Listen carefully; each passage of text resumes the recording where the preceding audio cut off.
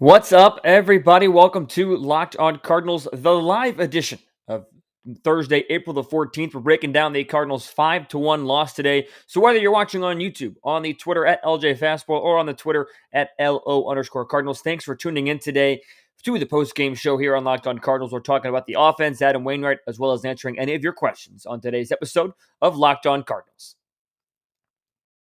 You are Locked on Cardinals, your daily St. Louis Cardinals podcast, part of the Locked on Podcast Network, your team every day.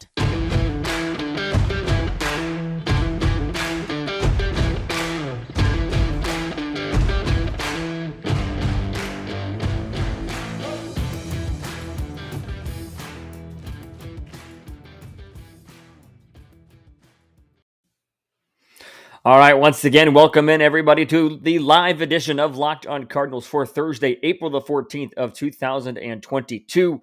I am Lucas Smith, host of the show. Usually, thank you for making Locked on Cardinals your first listen of the day, but with this being Thursday's show, thank you for making it your last listen of the day. And be sure to tune back in tomorrow for your first listen as we preview the rest of the series on tomorrow's show. It's a tough game today for the St. Louis Cardinals as they were unable to spoil the Milwaukee Brewers not homecoming, but home opener, as Brandon Woodruff really was able to just shut down the St. Louis Cardinals offense as he goes 5 scoreless. Adam Wainwright was unable to pitch around, some trouble. Cardinal offense in general wasn't able to get any momentum going. We're going to talk about all that. We're going to talk about the offense, Adam Wainwright, as well as the two pitchers that, in my opinion, pretty much saved the St. Louis Cardinals bullpen from being too exhausted at the end of the night as the Cardinals only go through 3 pitchers. So we're talking about all that on today's show. If you're on YouTube, be sure to type a comment or question or two as the segment number 3 will be answering any and all questions that you guys have. I'll try to keep an eye on the Twitter as well so you guys can reply to the tweets on LO_Cardinals or on LJ Fastball. And if you're watching on YouTube, be sure to subscribe because we are close to 1,000 subscribers on the YouTube channel, so keep the subscribers coming. But we're going to go ahead and get right into it. We're going to go ahead and get into the offense because the offense, there's no question about it. The offense struggled today, only able to muster up 5 hits, 1 extra base hit. That was Tommy Edman's home run late in the game. They only struck out 5 times. They also only drew 1 walk. It just wasn't a great day in terms of the offensive performance. Brandon Woodruff was solid. He was able to keep hitters off balance as he goes 5 innings. He gave up just 3 hits over those 5 innings. He walked 1 and struck out 2.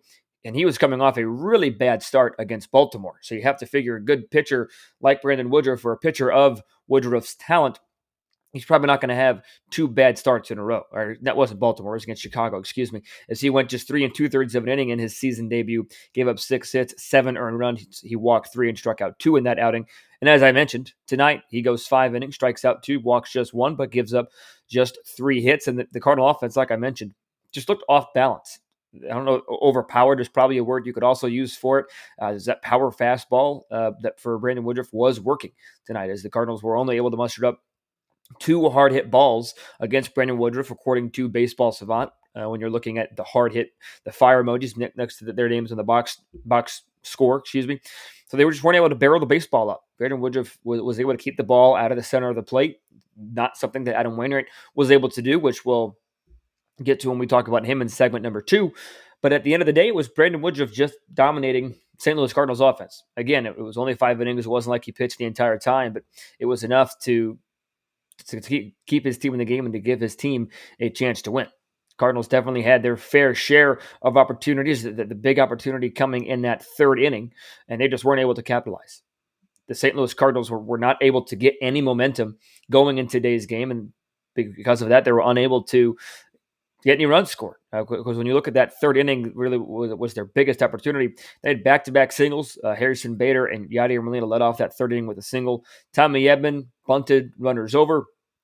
And then Dylan Carlson had one of the most bizarre groundouts you're ever going to see. It was a little bit of a check swing, hit off the knob of the bat, ground ball to third base line, and Woodruff throws him out. So then you got 1st and 2nd. Paul Goldschmidt reaches on catcher's interference, which is also a bizarre play. So back-to-back bizarre plays in that 3rd inning.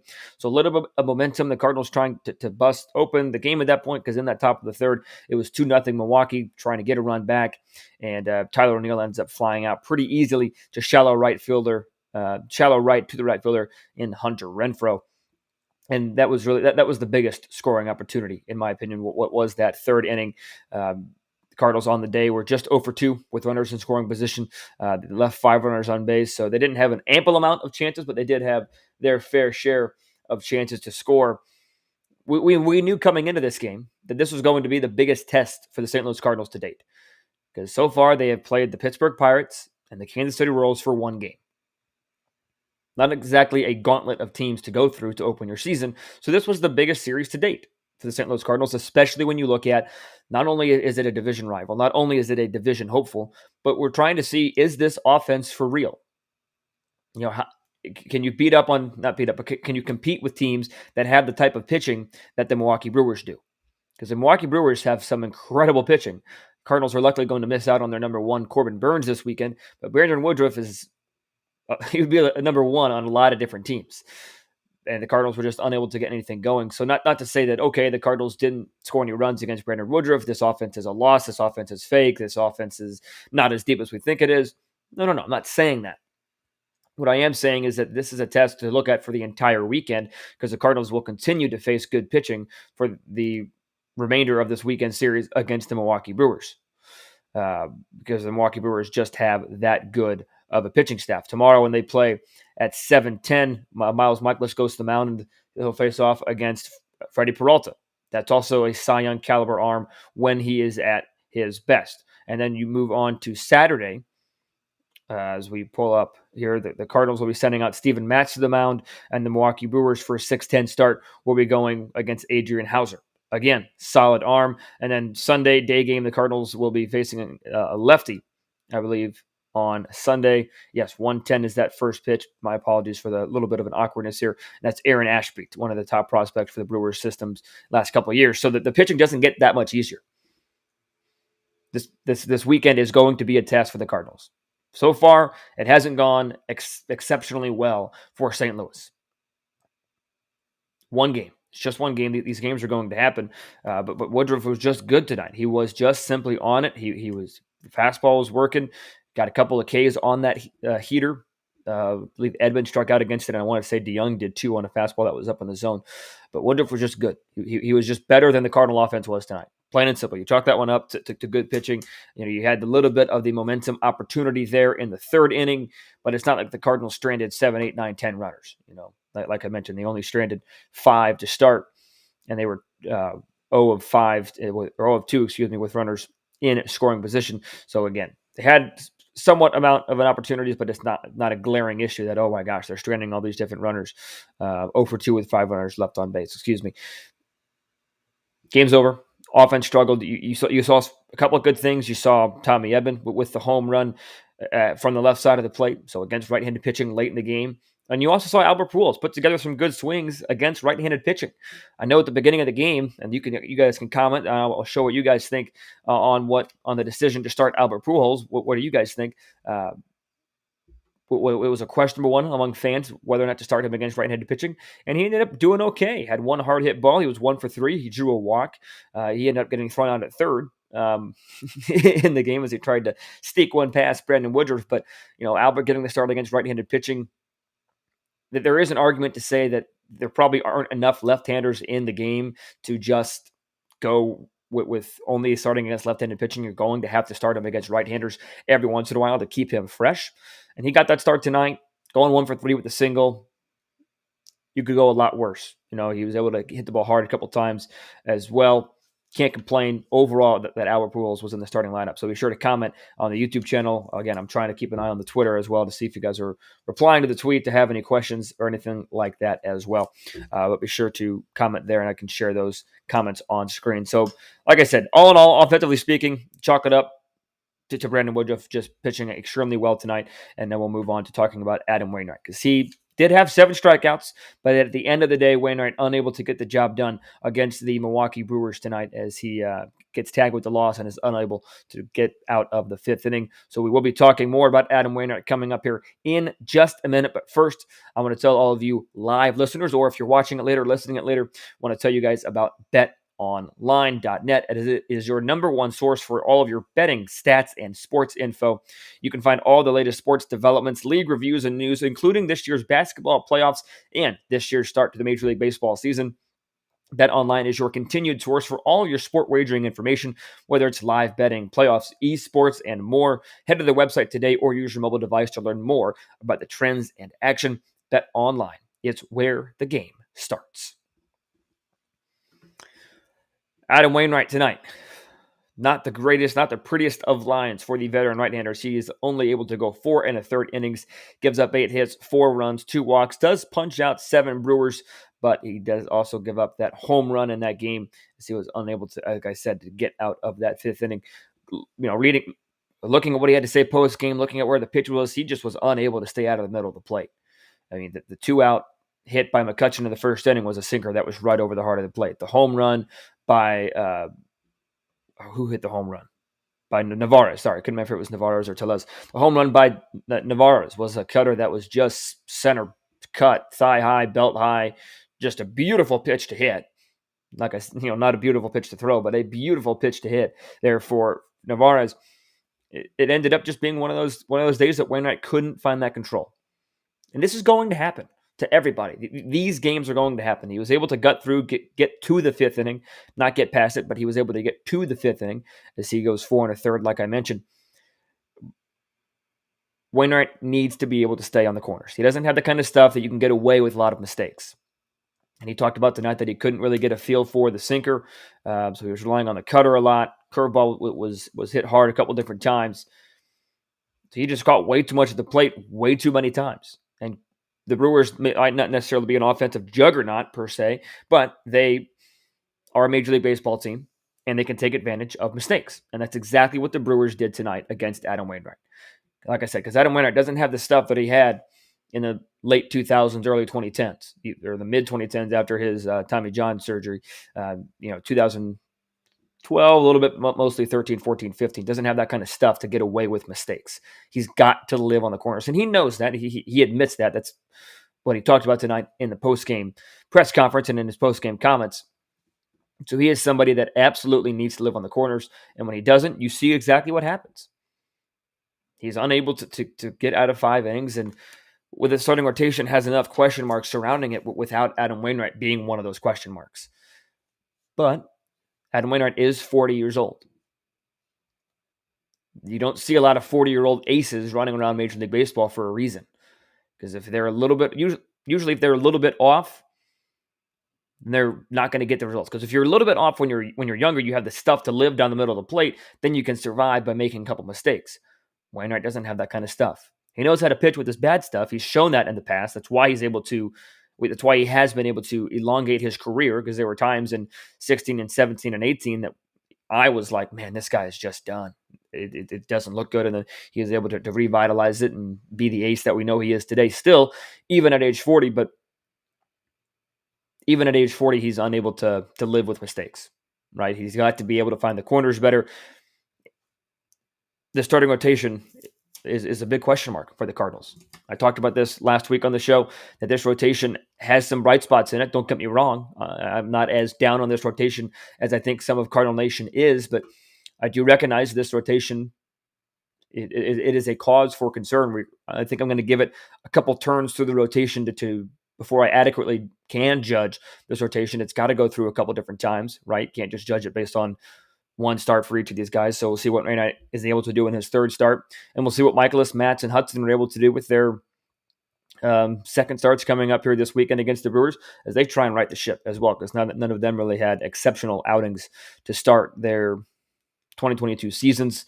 So be sure Hudson did a fine job. But let me know in the chat on YouTube, as well as, like I said, trying to keep an eye on Twitter. Reply to a tweet on LO_Cardinals or at LJ Fastball to get a question, and I'll see if I can answer it on the show in the 3rd segment. Let me know what you guys think about the starting rotation. How concerned are you? Are you super concerned? Are you a little concerned? Are you not concerned? I think everybody watching this Cardinal baseball team should at least be a little concerned. They should at least be aware that this is going to be a problem for the rest of the year. Not for the foreseeable future, that this team is going to probably need to get some starting pitching help, or Jack Flaherty is going to need to come back ASAP. Saw a report that he is a little bit ahead of schedule in his rehab, which is nice, but you're waiting on him. You're waiting on Reyes to get back. But this bullpen has actually been pretty impressive to start the season, in all honesty. And we saw that continue tonight with Drew Verhagen and Aaron Brooks continue to pitch. Verhagen did give up a run in that sixth inning that he worked, but his final line, 2 2/3, gave up a hit. That earned run that I just mentioned, walked 1 and struck out 3.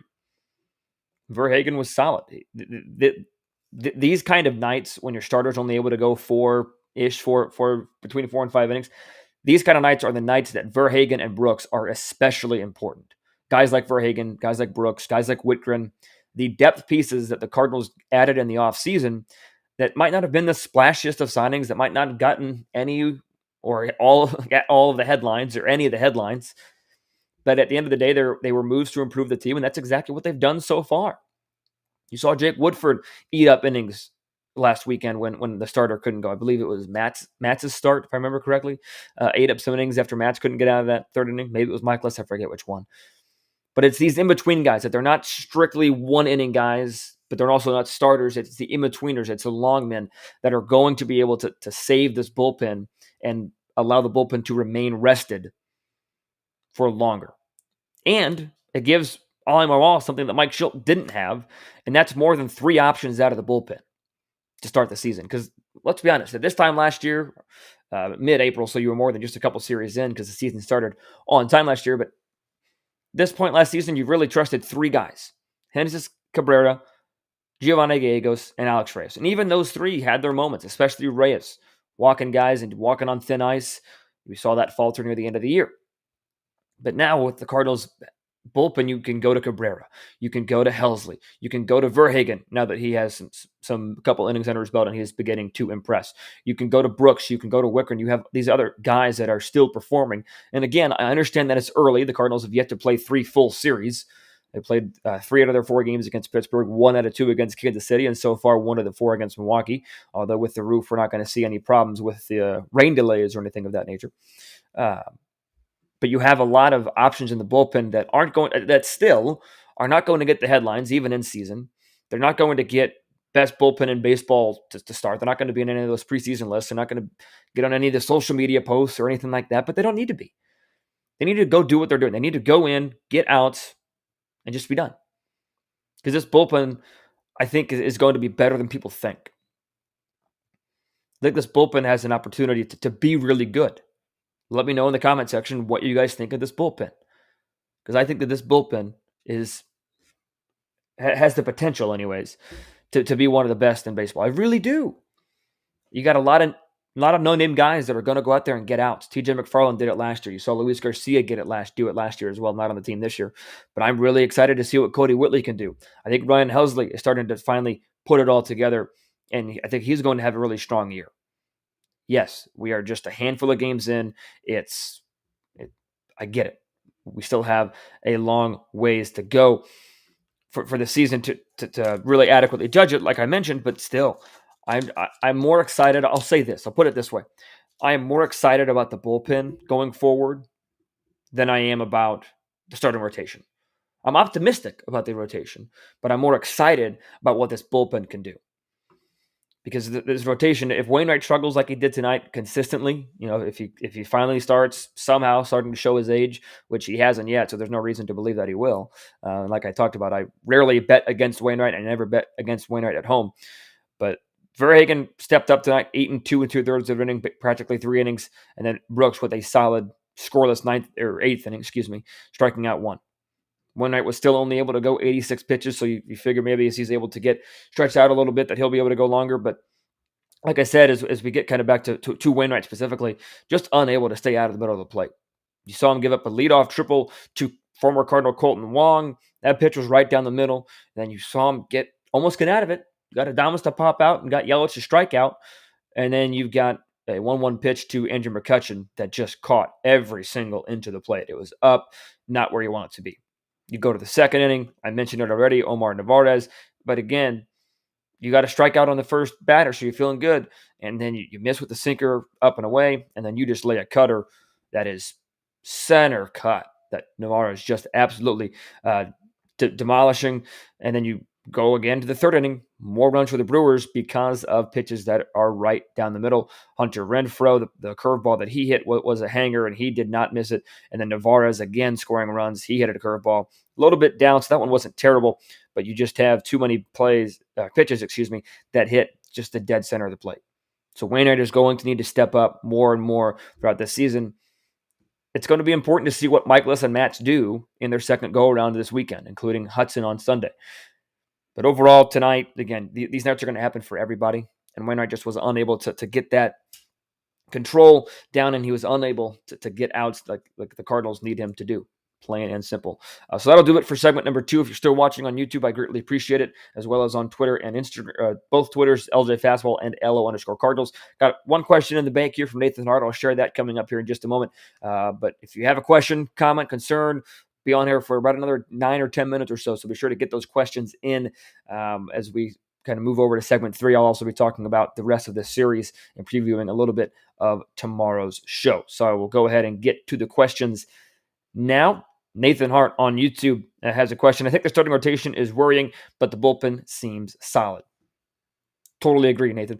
I think that this bullpen, like I've talked about, it's not going to get headlines, but you've got a lot of guys in there. For people that follow the Cardinals closely, like I'm assuming the people that are watching this right now or listening whenever, watching whenever, if you're watching this, I assume you follow the Cardinals pretty closely.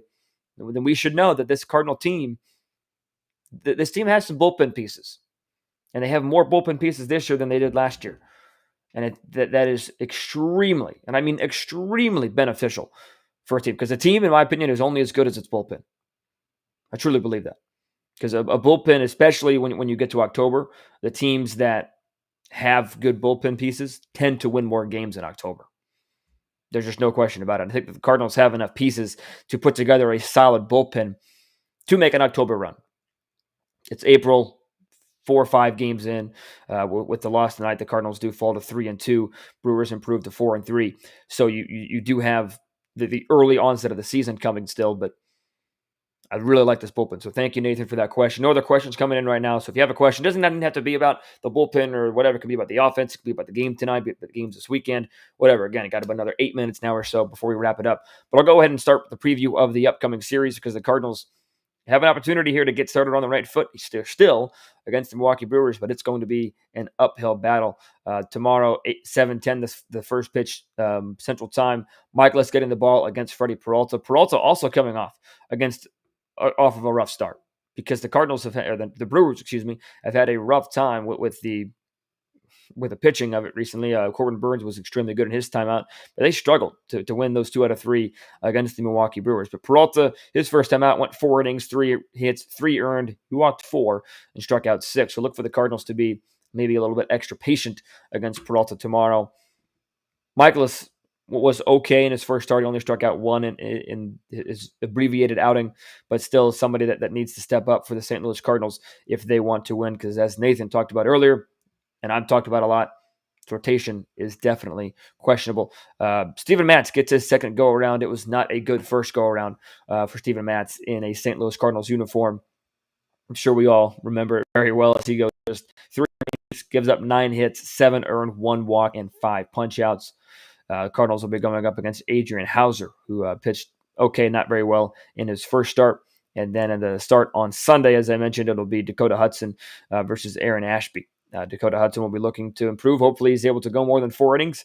We'll see when Jordan Hicks is used this weekend, as well as, that's something because he's not getting a start because the rain pushed everything back, and that's odd. So we'll likely see Hicks tomorrow. This is still a big test for the St. Louis Cardinals coming up here against the Milwaukee Brewers. Looks like we got one more question coming in before we start to wrap things up. If you have a question, it's not too late, so go ahead and fire your questions in there. Belinda Smith, this is actually my mom, so it's kind of fun. A lot of home runs for the Cardinals early. Would you like to see more run production without having to rely on the long ball? Any change-ups in batting order by the new manager? I think it's too early. The Cardinals lead the league right now with 9 home runs in an abbreviated 5 games. It's probably too early to get too concerned that the Cardinals are being home run heavy. If the trend continues and you only see them score when they hit home runs, then you start to get a little bit more worried, I would say. But I wouldn't be too worried about it to start. Obviously, you like to see them manufacture a little bit. The Cardinals are known for manufacturing runs, Cardinal way, old National League style, right? But I'm not too worried about the Cardinals not manufacturing Kush quite yet, just with it being so early. There is a possibility that this trend does continue, and then you start to say, okay, well, they're scoring 90% of the runs on home runs. That can't happen, especially as you get colder and colder in the season later on. Obviously, it's going to get warmer here quickly in the summer months. But batting order, I like it. I got no problems with the lineup. I like Carlson at the top. Love Edmund at the bottom. Bader's in a good spot in the middle there. Like to see O'Neill get going a little bit, but I like it as well. So thanks for that question. Mighty Mike 84 says Hicks will get the start in the Miami series. Yes, that is true. He will start on Tuesday. We're going to have to wait and see when he pitches this Milwaukee series because he is going to pitch. With the math adding up and getting his rest still, I would expect him to come in relief of Michaelis tomorrow, or maybe even Matt's on Saturday, depending on. But they want to keep him on a schedule is the key there, and they didn't want to just say he's coming in after Michaelis no matter what because it is still a regular season game. But yes, thank you for clearing that, though. Mighty Mike 84 saying Hicks getting the start in the Miami series, which is correct. But before we get to the Miami series, Cardinals have more business to take care of in the Milwaukee series. Like I said, first pitch tomorrow at 7:10 as Miles Michaelis will get his second go-around of the 2022 season. Hopefully it is better than the first go-around, 7:10 Eastern. So 6:10 tomorrow. Oh, looking at the wrong date again. It is 7:10. How about that? I was right the first time. How about that? Nathan Hart says, got to show this one. Excited to see it. Slider is nasty. I think it's popping up there on the YouTube channel. If not, it will here in just a moment. So thank you for commenting that, Nathan. And yes, I think that he does have the capability of having a nasty slider. So that'll do it for today's episode. Tomorrow I'll be going a little bit more in depth on what the Cardinals have to do to finish out this weekend strong. If you guys like this, the post game format, the live post game, let me know. I'll try to do more of this throughout the season as the season goes on. I kind of like interacting with you guys as well live, so be sure to let me know. It'll still be posted on YouTube. It'll still go on your podcasting platforms just like normal, just a different way to getting it recorded. Melinda Smith coming in again, my mom coming in. Love the format, so thank you for that. But nevertheless, be sure to tune back in tomorrow as I preview the Milwaukee Brewers series a little bit more in depth as the Cardinals look to get themselves in a better spot to win the series with a win tomorrow. So be sure to tune back in tomorrow. Be also sure to tune in to Locked on MLB, hosted by your pal Sully, as he gives you his takes on Major League Baseball past and present. And he checks in around the league with other Locked on hosts. So until I talk to you guys tomorrow, be sure to stay safe, stay well, and have a fantastic rest of your night.